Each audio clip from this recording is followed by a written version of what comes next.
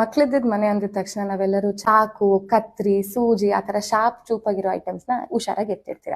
But ನಿಮ್ ಮನೆಯಲ್ಲಿ common ಆಗಿ ಇರೋ ಬೇರೆ ಐಟಮ್ಸ್ ಇಂದನೂ ಮಕ್ಕಳಿಗೆ ತೊಂದರೆ ಆಗೋ ಚಾನ್ಸಸ್ ಇರುತ್ತೆ. ಯಾವ ಐಟಮ್ಸ್ ಅಂತ ಹೇಳಿ ಇವತ್ತು ಈ ವಿಡಿಯೋ ಅಲ್ಲಿ ಡಿಸ್ಕಸ್ ಮಾಡೋಣ, ಸೊ ದಟ್ ನೀವು ಹುಷಾರಾಗಿರ್ಬೋದು. Hello, I am doctor Shreya, I am a paediatrician. First ತುಂಬಾನೇ ಮುಖ್ಯ ಅಂತ ಹೇಳಿದ್ರೆ ಕರ್ಪೂರ.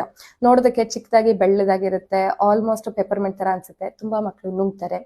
ಮಕ್ಕಳು ಇದನ್ನ ನುಂಗಿದ ತಕ್ಷಣ ಅದು ತುಂಬಾನೇ ಬೇಗ ಕರ್ಗುತ್ತೆ. ಸೊ ಅದರಿಂದ ಬೇರೆ ತೊಂದರೆಗಳು ಸ್ಟಾರ್ಟ್ ಆಗುತ್ತೆ. ಯಾರ ಮಕ್ಕಳು ಕರ್ಪೂರ ನುಂಗ್ತಾರೋ ಅವರಲ್ಲಿ ಫಿಟ್ಸ್ ಬರೋ ಚಾನ್ಸಸ್ ಇರುತ್ತೆ. ಸೊ ತುಂಬಾನೇ ಹುಷಾರಾಗಿ ಇದ್ ಮೇಲೆ ಎಲ್ಲಾದ್ರೂ ಮಕ್ಕಳಿಗೆ ಸಿಗದೆ ಇರೋ ಜಾಗದಲ್ಲಿ ಎತ್ತಿಡಿ. Next, button battery. ನೋಡೋದಕ್ಕೆ ಚಿಕ್ಕದಾಗಿರುತ್ತೆ, ಮಕ್ಕಳಿಗೂ ಏನೋ ಅಟ್ರಾಕ್ಟಿವ್ ಆಗಿ ಅಂತ ಅನ್ಸುತ್ತೆ. ಪ್ಲಸ್ ಅವ್ರು ತುಂಬಾ ಆಟ ಸಾಮಾನುಗಳಲ್ಲಿ ಬಟನ್ ಬ್ಯಾಟ್ರೀಸ್ ಇರ್ತವೆ. ಸೊ ಆ ಬಟನ್ ಬ್ಯಾಟ್ರೀಸ್ ನುಂಗ್ದಾಗ ಅಕಸ್ಮಾತ್ ಶ್ವಾಸನಾಳಕ್ಕೆ ಹೋದ್ರೆ ಅದು ಅಲ್ಲಿ ಸ್ಟಕ್ ಆಗಿ ಅವರಿಗೆ ಉಸಿರಾಟ ತೊಂದರೆ ಆಗುತ್ತೆ. ಸ್ವಲ್ಪ ಮಕ್ಳು ಏನ್ ಮಾಡ್ತಾರೆ, ಮೂಗಲ್ಲಿ ಇಟ್ಕೊಳ್ತಾರೆ. ಸೊ ಅದರಿಂದನೂ ಬೇರೆ ತೊಂದರೆಗಳಾಗ್ತವೆ.